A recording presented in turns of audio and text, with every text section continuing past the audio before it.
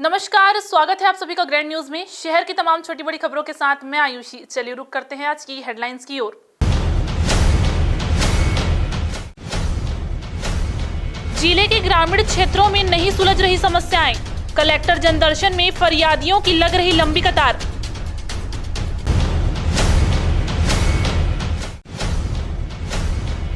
Police अधीक्षक के प्रस्ताव पर लगी सरकार की मुहर, शहर को मिली 3 ट्रैफिक थाने की सौगात।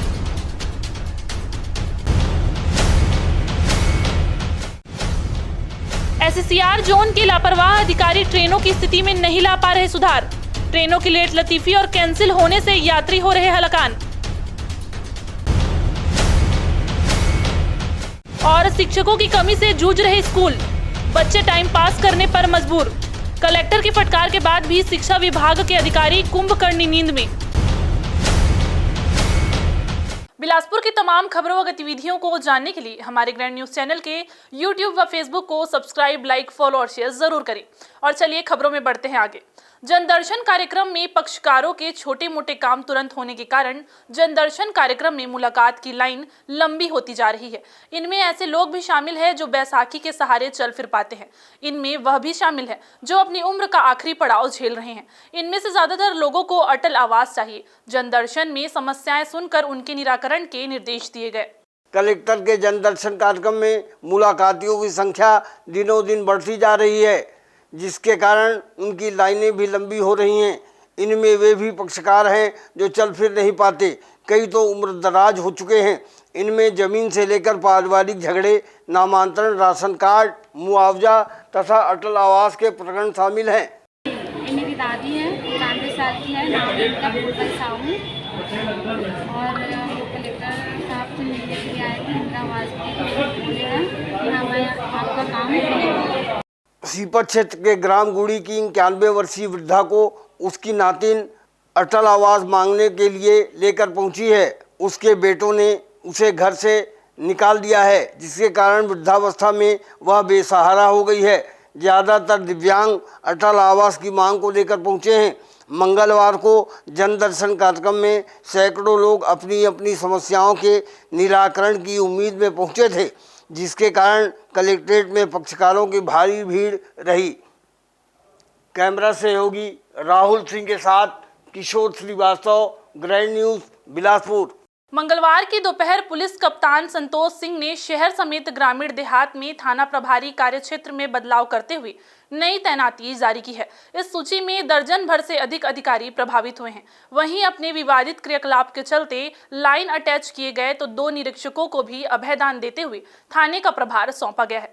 पुलिस अधीक्षक की ओर से जारी सूची के अनुसार निरीक्षक नरेंद्र चौहान को पुलिस लाइन से सिपत, हरीश टांडेकर को सिपत से हिर्री, सुरेंद्र स्वर्णकार को पुलिस लाइन से तोरवा, अभय बैस को चकरभाटा, विवेक पांडे को पचपेड़ी, निरीक्षक नवीन देवांगन को यातायात, साहिद अख्तर को यातायात, युगल किशोर नाग आजाग थाने, कृष्णकांत सिंह प्रभारी, जीविशा उमेश साहू बिलगहना चौकी, उप निरीक्षक ओम प्रकाश कुर्रे मोपका चौकी एवं सागर पाठक को रतनपुर थाने का प्रभारी बनाया गया है। इसके अलावा उप निरीक्षक राज सिंह को मोपका से सकरी, एएसआई भारत मरकाम तोरवा से तखतपुर एवं शैलेंद्र सिंह तारबहार से यातायात थाना भेजे गए हैं। इनके अलावा निरीक्षक सुनील तिर्की को बालोद जिले से रिलीव कर दिया गया है। मालूम हो कि निरीक्षक कृष्णकांत सिंह को रतनपुर थाने में विवाद की वजह से लाइन अटैच किया गया था, जिनको फिर से थाने में तैनाती मिली है। स्वीप कार्यक्रम के तहत जिले में बड़े उत्साह के साथ मतदाता जागरूकता अभियान चलाया जा रहा है। शहरों के साथ साथ ग्रामीण जन भी अपने मताधिकार के प्रति जागरूक हो रहे हैं। जिला निर्वाचन आयोग ने इसके लिए स्कूल और कॉलेजों के बच्चों के जरिए जागरूकता फैला रही है। मतदाता जागरूकता कार्यक्रम स्वीप अंतर्गत आदर्श औद्योगिक प्रशिक्षण संस्थान कोनी में बेरोजगारी भत्ता प्राप्त हितग्राहियों के कौशल प्रशिक्षण हेतु काउंसलिंग कार्यक्रम में महाविद्यालय के प्राचार्य, प्रशिक्षणरत विद्यार्थियों तथा कर्मचारियों को सहायक संचालक कौशल विकास द्वारा आगामी निर्वाचन सहित सभी निर्वाचनों में मताधिकार का प्रयोग करने की शपथ दिलाई गई। देश की लोकतांत्रिक परंपराओं की मर्यादा को बनाए रखेंगे तथा स्वतंत्र, निष्पक्ष एवं शांतिपूर्ण निर्वाचन की गरिमा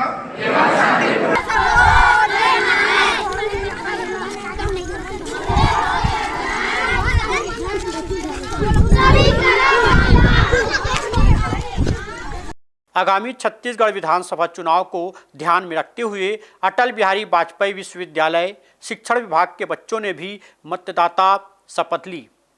संकुल केंद्र सारधा के अंतर्गत पूर्व माध्यमिक कडार सारधा एवं कुआं गांव में मतदाता जागरूकता रैली और रंगोली का आयोजन किया गया। इस दौरान बड़ी संख्या में महाविद्यालय एवं स्कूल के छात्र छात्राएं एवं निर्वाचन अधिकारी कर्मचारी मौजूद रहे। ग्रैंड न्यूज के लिए शत्रुघ्न चौधरी की रिपोर्ट। अरपा नदी पर 100 करोड़ रुपए की लागत से 2 बैराज का निर्माण किया जा रहा है। कलेक्ट्रेट में हुई बैठक के दौरान बैराज निर्माण की प्रगति का मामला उछला। कार्यपालन यंत्री ने बताया कि बैराज में 18 पिलर ढाले जा चुके हैं, उनमें गेट लगने का काम भी शुरू हो गया है। नदी में पानी का बहाव कम होते ही निर्माण का काम तेज गति से शुरू हो जाएगा। कलेक्ट्रेट के मंथन सभाकक्ष में आयोजित टीएल की बैठक में अरपा नदी पर निर्माणाधीन 2 बैराज का मामला उठा। पूछा गया कि बैराज निर्माण में क्या प्रगति हुई है। कार्यपालन यंत्री एसके सराफ ने बताया कि कुदूदंड के शिव घाट और पचली घाट में निर्माण कार्य प्रगति पर है। मानसून आने के बाद पानी का बहाव तेज होने के कारण 2 स्लैब का निर्माण कार्य अभी रुका हुआ है। पचली घाट में 20 स्लैब पड़नी थी, उसमें से 18 स्लैब पड़ चुकी है, 2 स्लैब पड़नी बाकी है। पानी का बहाव तेज होने के कारण उसमें स्लैब पड़ने में अभी परेशानी हो रही है। जैसे ही स्लैब बहाव कम होगा उन स्लैब की तैयारी है और हम वो स्लैब कास्ट करेंगे। सर गेट भी लगने गेट भी लग जाएंगे। जैसे ही स्लैब पड़ेगी इसके बाद गेट लगेंगे। हो सकता है गेट ऑपरेशन में थोड़ा दिक्कत हो, लेकिन गेट लगा के हम पानी रोक सकते हैं। ऑपरेशन जो है जहाँ पर करीब 11 गेटों में ऑपरेशन सिस्टम लग चुका है, तो 11 गेट ऑपरेट करके भी पानी निकाला जा सकता है। नदी में बहाव कम होते ही पुनः स्लैब ढाला जाएगा। बैराज में 20 में से 18 पिलर्स पर स्लैब ढालने का काम पूरा हो गया है। पचली घाट बैराज में गेट लगाने का काम भी प्रगति पर है। अधिकारी ने बताया कि संभव है बैराज में इस मानसून सत्र से ही पानी रोकने का काम प्रारंभ कर दिया जाएगा। कैमरा सहयोगी राहुल सिंह के साथ किशोर श्रीवास्तव, ग्रैंड न्यूज, बिलासपुर।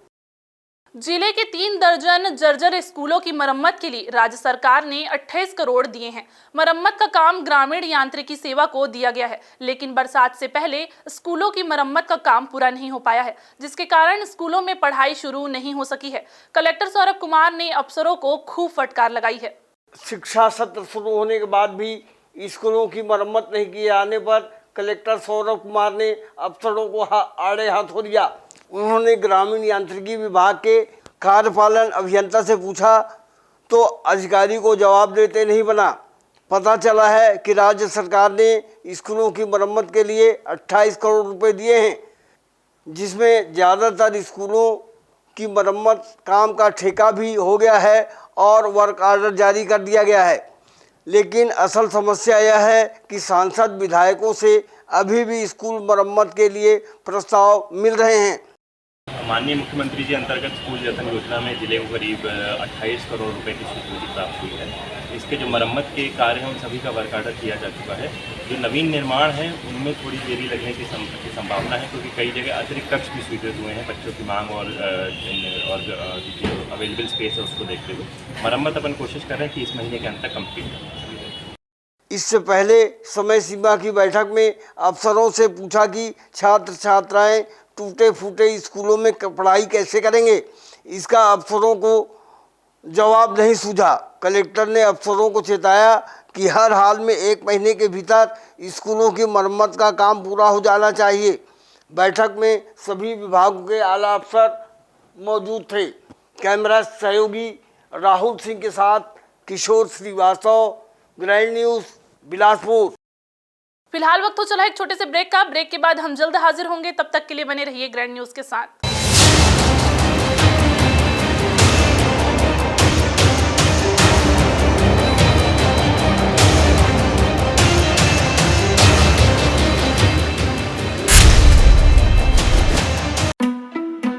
जिंदगी है तो उम्मीदें हैं, और जब उम्मीदें रंग लाती हैं तो एक छोटू सा कपड़ा डोरी पे टंग जाता है। जिंदगी से जुड़ी ऐसी ही उम्मीदों को साकार करते हैं हम Shri Siddhi Vinayak test tube baby centre और life care hospital and maternity home में। A home of hope and happiness, Bilaspur, Chhattisgarh. जिंदगी है तो उम्मीदें हैं, और जब उम्मीदें रंग लाती हैं तो शरारतें पेट में गुदगुदाती हैं। जिंदगी से जुड़ी ऐसी ही उम्मीदों को साकार करते हैं हम Shri Siddhi Vinayak test tube baby centre और life care hospital and maternity home में। A home of hope and happiness, Bilaspur, Chhattisgarh. मंजिलें हों चाहे जितने, पर राह सबकी एक। Doctor CV Raman university, Kargi road, Kota, Bilaspur.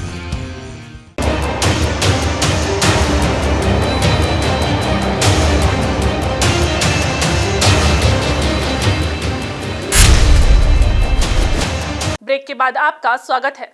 शहर की बेतरतीब यातायात को दुरुस्त करते हुए सुचारू बनाए जाने के उद्देश्य से बिलासपुर शहर में 3 नए ट्रैफिक थानों को शासन की ओर से मंजूरी प्रदान की गई है। साथ ही इन थानों में मंगलवार को थाना प्रभारियों की तैनाती भी हो गई है। बिलासपुर शहर के चारों ओर हो रहे विस्तार के बाद शहर में यातायात की व्यवस्था बिगड़ती चली जा रही है।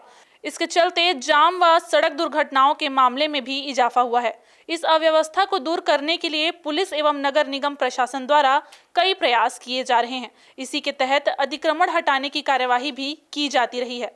वर्तमान में शहर के भीतर कई क्षेत्रों पर सड़क निर्माण का काम चल रहा है, जिससे आने वाले समय में सड़क और चौड़ी नजर आएगी, जिस पर यातायात सुचारू रूप से संचालित हो सके। इसके लिए पुलिस अधीक्षक संतोष सिंह द्वारा पुलिस मुख्यालय से पत्र व्यवहार कर 3 नए ट्रैफिक थानों के स्वीकृति हेतु प्रस्ताव भिजवाया गया था, जिसे शासन की ओर से हरी झंडी मिल चुकी है। शहर में तिफरा क्षेत्र, सरकंडा क्षेत्र एवं सिविल लाइन चौक स्थित पुराने ट्रैफिक थाने से इनका संचालन होना है। जिले में विशेषकर बिलासपुर शहर में ट्रैफिक व्यवस्था के लिए कई सारे प्रयास किए जा रहे हैं। अभी आप देख रहे होंगे कि अतिक्रमण भी कई जगह हटा है और कई जगह अभी रोड पे काम चल रहा है, तो उसके बाद भी रोड कुछ न कुछ और चौड़ा हो जाएगा। पुलिस की तरफ से कार्रवाइयाँ और जागरूकता अभियान हम लोग चलाते रहते हैं। अभी शासन ने भी 3 नए ट्रैफिक में थाने के रूप में मान्यता शहर में दी है, जिसको 3 अलग अलग जगहों पे उसमें हम लोग व्यवस्था अभी बल के साथ बनाएंगे। आज ही मैंने 2 नए इंस्पेक्टर्स की भी पोस्टिंग ट्रैफिक में की है, ताकि जो ट्रैफिक की पुलिस की जो कार्रवाई रहती है और व्यवस्था की जो बनाई जाती है वो अच्छे से सुचारू रूप से चल पाए। इन थानों को मंजूरी मिलने के बाद पुलिस कप्तान द्वारा थानों में 2 थाना प्रभारी सहित अन्य स्टाफ की स्वीकृति प्रदान कर दी गई है। साथ ही थाना भवन के लिए वैकल्पिक जगह तलाशने ट्रैफिक डीएसपी संजय साहू ने CSIDC के अधिकारियों से बैठक कर तिफरा क्षेत्र में भवन की मांग की है। कैमरामैन राकेश मिश्रा के साथ Vinod Singh, grand news, Bilaspur. Belgahna one परिक्षेत्र के सोनपुरी और उसके आश्रित गांव कसई बहरा में रहने वाले 5-6 ग्रामीणों के मकान वन विभाग के अधिकारियों ने जबरिया तोड़ डाले। भारी बारिश में मकान टूटने से यहां रहने वाले ग्रामीणों के सामने भरण पोषण और निवास की बड़ी समस्या आ खड़ी हुई है। मंगलवार को कसई बहरा के ग्रामीणों ने इस संबंध में कलेक्टर जनदर्शन में वन विभाग के बीट गार्ड शक्ति यादव के खिलाफ शिकायत की है। ग्रामीणों का कहना है कि वन विभाग के बीट गार्ड शक्ति यादव ने उनसे वन भूमि का पट्टा बनवाने के नाम पर पूर्व में ही 10-10 हजार रुपए लिए थे। इसके बावजूद बिना कोई नोटिस दिए JCB चलाकर उनके घरों को तोड़ दिया गया है। ग्रामीणों का कहना है कि गांव के सरपंच पति शत्रुघ्न भानु और उप सरपंच सुरेश तिवारी के कहने पर यह द्वेषपूर्ण कार्यवाही सिर्फ उन्हीं के मकानों पर की गई है, जबकि इस स्थान पर पिछले 20 सालों से 50 से भी अधिक परिवार निवासरत है। कलेक्टर ने इस शिकायत के मामले में उचित कार्यवाही का आश्वासन ग्रामीणों को दिया है।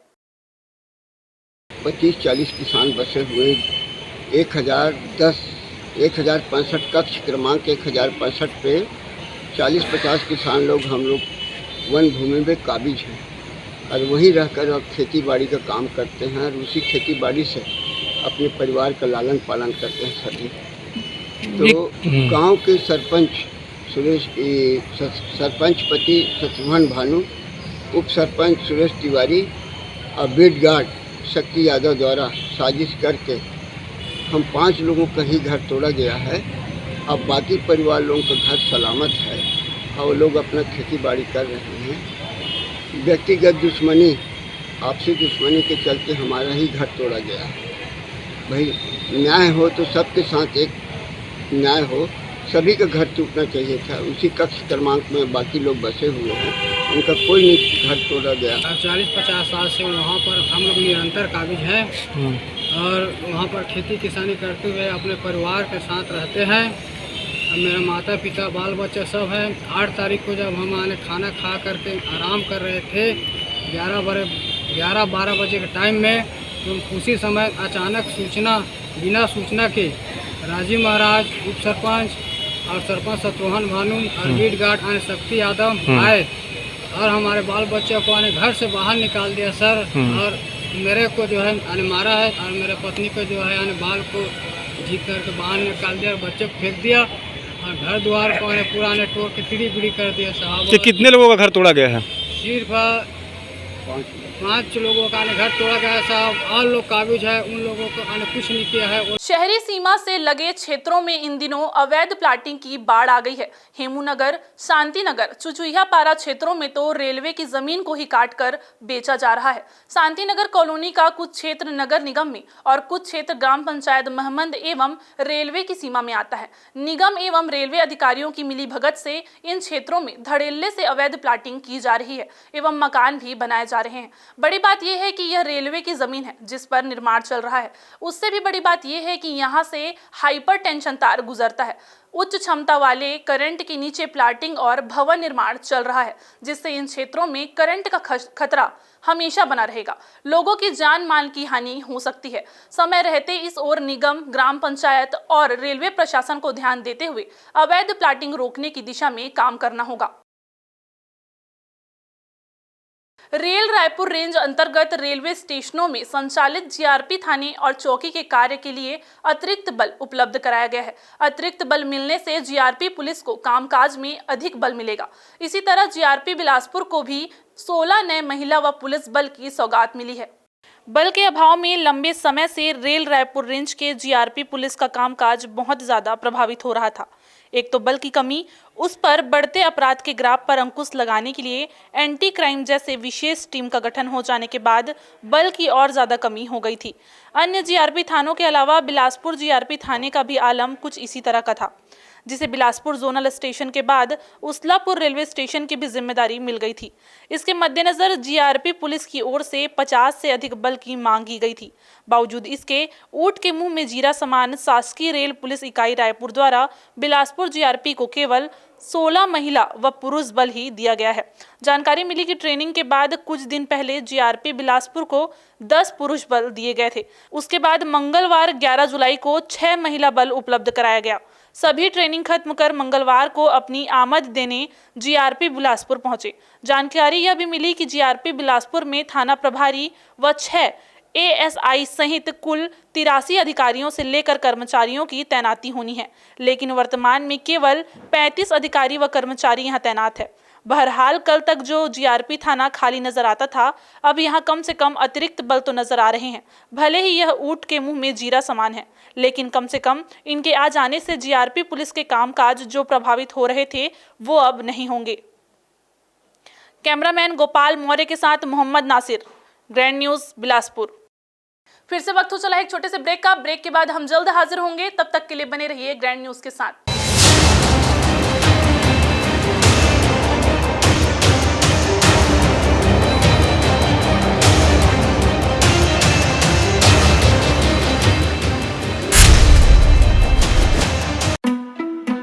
जिंदगी है तो उम्मीदें हैं, और जब उम्मीदें रंग लाती हैं तो एक छोटू सा कपड़ा डोरी पे टंग जाता है। जिंदगी से जुड़ी ऐसी ही उम्मीदों को साकार करते हैं हम Shri Siddhi Vinayak test tube baby centre और life care hospital and maternity home में। A home of hope and happiness, Bilaspur, Chhattisgarh. जिंदगी है तो उम्मीदें हैं, और जब उम्मीदें रंग लाती हैं तो शरारतें पेट में गुदगुदाती हैं। जिंदगी से जुड़ी ऐसी ही उम्मीदों को साकार करते हैं हम Shri Siddhi Vinayak test tube baby centre और life care hospital and maternity home में। A home of hope and happiness, Bilaspur, Chhattisgarh. मंजिलें हों चाहे जितने, पर राह सबकी एक। Doctor CV Raman university, Kargi road, Kota, Bilaspur.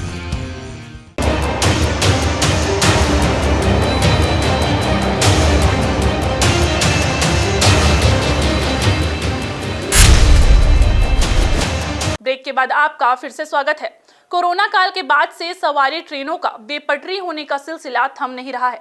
एक तरफ रेलवे माल लदान को बढ़ावा देने मालगाड़ियों का परिचालन धड़ल्ले से करवा रहा है, तो वहीं कुछ न कुछ विकास व अधोसंरचना कार्य के चलते यात्री ट्रेनों को रद्द किया जा रहा है। हालांकि अफसर दावा कर रहे हैं कि वर्तमान समय में सभी ट्रेनें चल रही हैं। एससीसीआर ने रायपुर मंडल अंतर्गत दुर्ग भुलाई से किए जा रहे अधोसंरचना कार्य के चलते फिर से एक साथ 9 ट्रेनों को रद्द कर दिया है। वहीं 8 ट्रेनों को लेट लतीफी से रवाना कर एक ट्रेन के मार्ग में परिवर्तन किया गया है। रेलवे एक तरफ यात्री सुविधाओं में विस्तार करने का दावा कर रहा है, वहीं रखरखाव कार्य और अधोसंरचना कार्य के चलते ट्रेनों को रद्द करने का सिलसिला थमने का नाम नहीं ले रहा है। इससे यही प्रतीत हो रहा है कि कोरोना का समय तो खत्म हो गया है, लेकिन रेलवे में शायद कोरोना का असर अब भी बरकरार है। इसके अलावा समझ से परे ये है कि देश में कुल 19 जोन हैं, लेकिन उनमें ट्रेनों की स्थिति की बात की जाए तो सबसे ज्यादा बदतर स्थिति एससीसीआर बिलासपुर की ही है, क्योंकि एससीसीआर ट्रेनों को रद्द करने के साथ साथ ट्रेनों को समय से चलाने में भी अन्य जोन से सबसे पीछे है। मतलब यहाँ 100% ट्रेनों में 58% से अधिक ट्रेनें देरी से चलती है। हालांकि इससे रेलवे को कोई मतलब नहीं है, क्योंकि जितना फायदा रेलवे को माल लदान से और मालगाड़ियों से होता है, उतना यात्री ट्रेनों से नहीं होता है। कोरोना काल के समय सभी ट्रेनें रद्द थी, लेकिन माल लदान को बढ़ावा देने के उद्देश्य से रेलवे ने मालगाड़ियों का परिचालन बंद नहीं किया था।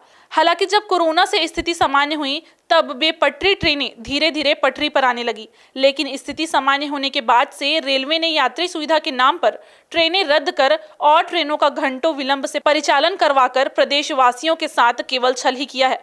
कुल मिलाकर ऐसा माना जा रहा है कि विकास कार्य करने के लिए ट्रेन रद्द करने के सिवाय रेलवे के पास कोई दूसरा विकल्प नहीं है। इसी तरह आगामी 17 जुलाई से 20 जुलाई तक दुर्ग भिलाई के पास रोड अंडरब्रिज में गार्डर लॉन्चिंग का कार्य किया जाना है। इसके लिए रेलवे ने Raipur Durg passenger, MEMU local, Gevra road passenger, Tata Nagar Itwari express और रायपुर डोंगरगढ़ मेमू लोकल सहित 9 यात्री ट्रेनों को रद्द किया है, जबकि मुंबई हावड़ा, हटिया पुणे, शिरडी हावड़ा, बीकानेर, छत्तीसगढ़ एक्सप्रेस सहित 8 ट्रेनों को लेट लतीफी से चलाने का निर्णय लिया है। वहीं गोंदिया बरौनी एक्सप्रेस का मार्ग बदल गया है। इसके बावजूद रेलवे के अफसर दावा कर रहे हैं कि इन 9 ट्रेनों को छोड़कर एससीसीआर अंतर्गत परिचालन होने वाले सभी ट्रेनों का व्यवस्थित तरीके से परिचालन कराया जा रहा है। दक्षिण पूर्व मध्य रेलवे की वर्तमान में सारी ट्रेनें परिचालित हैं, सारी ट्रेनें चल रही हैं। अभी हाल में ही आने वाले दिनों में हम कहें 17 और 20 जुलाई को दुर्ग भिलाई नगर के बीच एक आरओबी बनने जा रहा है, जिसमें कि गर्डर लॉन्च होगा। उसमें कुछ ट्रेनें कैंसिल हैं, चूँकि अब ट्रैक पर ही काम होना है, इस वजह से ट्रेनें कैंसिल की जा रही हैं। तो इसमें केवल 9 जो पैसेंजर्स और कम दूरी की ट्रेनें हैं वो ट्रेनें और 1-2 टाटा इतवारी एक्सप्रेस जैसी ट्रेनें कैंसिल की जा रही हैं, वो भी 17 और 19 जुलाई को या और भी कुछ दिनों में। कोरोना काल के समय से यात्रियों को अपने गंतव्य तक जाने के लिए भारी मशक्कतों का सामना करना पड़ रहा है। वर्तमान समय तक स्थिति सामान्य नहीं हुई तो शायद यही वजह है कि अधिकांश यात्रियों ने सड़क मार्ग से यात्रा की ओर रुख ले लिया है। इसके चलते ही सड़क मार्ग के किराए में बढ़ोतरी हुई है। ऐसा कोई महीना नहीं बीतता जब रेल प्रशासन यात्री सुविधाओं के विस्तार के नाम पर ट्रेनों को रद्द नहीं करता, बल्कि बीते 2022 के बाद से ट्रेनों की चाल में अब तक आधार नहीं किया गया है। आज भी एमपी, महाराष्ट्र और हावड़ा रूट की अधिकांश ट्रेनें घंटों विलंब से चल रही है। ऐसा नहीं कि इसकी जानकारी ऊपर रेलवे बोर्ड को नहीं, बावजूद इसके वे इस ओर ध्यान देना भी जरूरी नहीं समझ रहे हैं। कुल मिलाकर देखने वाली बात यह होगी कि यात्री सुविधा के नाम पर रेल प्रशासन आम यात्रियों को कब तक परेशान करता रहेगा, या फिर वाकई यात्री हित में रेलवे द्वारा जल्द कोई बड़ा निर्णय लिया जाएगा। कैमरामैन गोपाल मौर्य के साथ मोहम्मद नासिर, ग्रैंड न्यूज बिलासपुर। जिला अस्पताल में लंबे समय से बने बिजली गुल की समस्या को देखते हुए अस्पताल प्रबंधन की ओर से मंगलवार को जिला अस्पताल स्थित बिजली पैनल का मेंटेनेंस कार्य कराया गया। मेंटेनेंस करने वाले विद्युत कर्मी ने बताया कि इलेक्ट्रिक पैनल में बार बार शॉर्ट सर्किट के चलते पूरे अस्पताल परिसर की बिजली बंद हो जा रही थी। इसके चलते यहां जांच पड़ताल की व्यवस्था चरमरा रही थी। मरीज परेशान हो रहे थे, इसलिए इसके रखरखाव के लिए अस्पताल प्रबंधन ने इलेक्ट्रीशियन से संपर्क किया।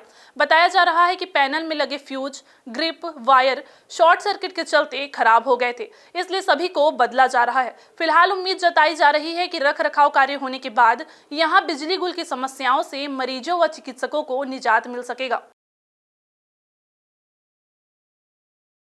यहाँ भी इलेक्ट्रिकल का काम चल रहा है, सब वायरिंग वगैरह जल गया था, कंडक्टर जल गया था, वो सब नया लाके लगा रहे हैं। ये बार बार क्या इसीलिए यहाँ पे लाइट बंद? हाँ, ये सब खराब हो गया था, इसीलिए बार बार लाइट बंद हो जा रहा था। सब स्विच वगैरह खराब था, उसको बदले हैं। अब से ऐसा दिक्कत नहीं होगी। कितने लगभग महीने साल के बाद ये काम हो रहा होगा? उसका आइडिया नहीं है, करीबन साल भर हो रहा होगा। जिले में 26 जून से स्कूल खुल गए हैं, लेकिन स्वामी आत्मानंद एवं अन्य सरकारी स्कूलों में शिक्षकों की कमी के कारण पढ़ाई ठप है। बच्चे सिर्फ स्कूल आ रहे हैं, फिर टाइम पास करने के बाद वापस लौट जा रहे हैं। अव्यवस्थाओं की वजह से अब तक ठीक से सभी स्कूल संचालित नहीं हो पा रहे हैं। सरकारी स्कूलों में शिक्षा की गुणवत्ता से लेकर बच्चों को मिल रही सुविधाओं तक सीधे सीएम इस पर नजर रखे हैं, लेकिन आत्मानंद अंग्रेजी माध्यम स्कूल एवं अधिकांश सरकारी स्कूलों में पर्याप्त शिक्षक ही नहीं है, जिससे पढ़ाई प्रभावित हो रही है। कई स्कूलों में शिक्षकों का प्रमोशन हो गया है या किसी का रिटायरमेंट हो गया है, जिसके चलते शिक्षकों की कमी बनी हुई है। इसका सीधा असर बच्चों की पढ़ाई पर पड़ रहा है। हमारे सेजर डॉक्टर BR अम्बेडकर साला में हिंदी माध्यम और अंग्रेजी माध्यम की कक्षाएं कक्षा 1 से 12वीं तक लगती हैं, और हिंदी माध्यम में हमारे यहाँ जो शिक्षक हैं उनमें कुछ शिक्षकों की कमी है। जैसे हिंदी के 1 व्याख्याता, अंग्रेजी के 1 व्याख्याता, संस्कृत के 1 पद और राजनीति शास्त्र के 1 पद यहाँ पर खाली, कुल 4 पद हाई स्कूल में खाली हैं जो कि व्याख्याता के हैं। उसके अलावा सहायक शिक्षक विज्ञान 2 पद, सहायक शिक्षक गणित 1 पद, ये शिक्षकी पद हैं। और उसके अलावा हमारी शाला में जो ऑफिशियल वर्क है उसके लिए सहायक ग्रेड का 1 पद खाली है।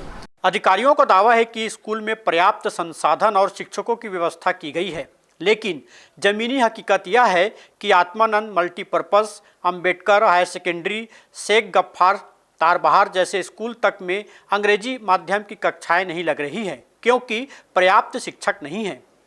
सक्रिय स्कूल में भी कुछ दिनों तक बच्चों को प्रार्थना कर भेज दिया जाता था। ऐसा ही हाल लगभग अधिकतर स्वामी आत्मानंद स्कूलों का है, जहां कक्षाएं नहीं लगाई जा रही है। शिक्षा विभाग को शिक्षक की कमी वाले स्कूलों में जल्द ही शिक्षकों की व्यवस्था करनी चाहिए, ताकि बच्चों की पढ़ाई सुचारू रूप से चल सके। कैमरामैन गोपाल मौर्य के साथ शत्रुघ्न चौधरी, ग्रैंड न्यूज बिलासपुर। मंगला के स्कूली बच्चों, शिक्षक शिक्षिकाओं तथा नागरिकों द्वारा मंगलवार को कलेक्ट्रेट में प्रदर्शन किया गया। वह कलेक्टर से तंग रास्ते में रोजाना लगने वाले जाम से मुक्ति दिलाने की मांग कर रहे थे। मंगला चौक से अरपा भैंसाझार मार्ग में बेजा कब्जा होने के कारण 4 लेन सड़क का निर्माण कार्य नहीं हो पा रहा है, जिसके कारण यहाँ रोजाना घंटों जाम लगना आम बात है। मंगला में रोजाना लगने वाले जाम की समस्या को लेकर नागरिक, शिक्षिकाएं और स्कूली बच्चे कलेक्ट्रेट पहुंचे थे। इससे पूर्व भी वे अपनी समस्या से कलेक्टर को अवगत करा चुके हैं। यहां PWD ने एशियन बैंक से ऋण लेकर ग्राम तुर्काडी से अरपा भैंसाझार चौक तक जाने वाले मार्ग का 4 लेन कंक्रीट सड़क का, अरपा भैंसाझार जाने वाले मार्ग तक 4 लेन कंक्रीट सड़क का निर्माण कर दिया है, लेकिन मंगला चौक के दोनों ओर पीपल पेड़ चौक तक सुबह और शाम को घंटों जाम लग जाता है। मंगला वार्ड नंबर 13 मंगला से जो भैंसाझार रोड बन रहा था, उस रोड में समस्याएं हैं कि वहाँ का कुछ बेजा कब्जा या जो निर्माण है उसको तोड़ कर के उस रास्ता को सुगम बनाने के लिए भैंसाझार अरपा मंगला वाला रोड स्वीकृत हुआ था, लेकिन जिस उद्देश्य से हुआ था वहीं पर जो कब्जा है वो खाली नहीं हो पाया है। अगर हम स्कूल जाते हैं तो टाइम में पहुंच नहीं पाते, पर ट्रैफिक जाम रहता है, हमारे पीरियड है वो बहुत लेट हो जाते हैं, पढ़े कर ही नहीं पाते। वैसे अगर स्कूल से लौटते हैं घर आने में भी बहुत प्रॉब्लम जाती है कि रोड चौड़ीकरण हो जाए और हमको आने जाने में सुविधा मिल जाए। चौक भी चौड़ीकरण, ये रोड तो एक तो बनी नहीं, और जो कॉर्नर में जो है खास करके पीपल पेड़ के पास इतना ज़्यादा जाम लगता है, हम लोग को स्कूल आने में ही देरी हो जाती है, रोज़ लेट मार्क लगता है।